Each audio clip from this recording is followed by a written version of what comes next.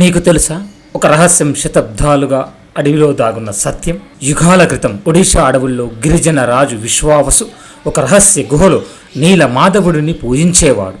ఆ గుహ నుండి వెలువడే నీలి వెలుతురు మొత్తం అడవిని నీలంగా మార్చింది. చూసిన వారికి మరణం తప్పేదే కాదు. దూరదేశపు రాజు అయిన ఇంద్రద్యుమ్నుడు బ్రాహ్మణ పూజారి విద్యాపతిని పంపాడు.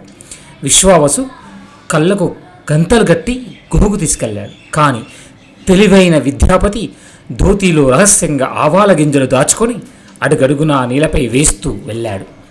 గుహలో కళ్ళు తెరుచుకున్న ఆ క్షణం నీలమణి రూపంలో వెలుగుతున్న నీల మాధవుడు ఆ తేజస్సు విద్యాపతి వెనక్కి తోసుకుపోయాడు. కళ్ళ నుండి అప్రయత్నంగా కన్నీళ్లు కారాయి. ఆ అనుభవం మాటల్లో చెప్పలేనిది.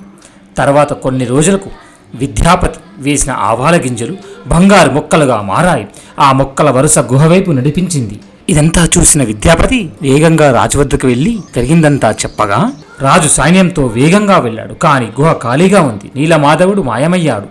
రాజు కుప్పగూలి ఏడ్చాడు. అప్పుడు ఆకాశం నుండి దివ్య శబ్దం, రాజా నిరాశపడకు, నేను సముద్ర తీరంలో ఒక చెక్క రూపంలో వస్తాను, నన్ను అక్కడ వెతుకు.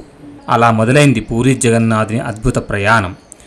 ఇలాంటి మధురమైన స్టోరీస్ కోసం జీవన సత్యం ఛానల్ని సబ్స్క్రైబ్ చేసుకోండి, లైక్ చేయండి, షేర్ చేయండి.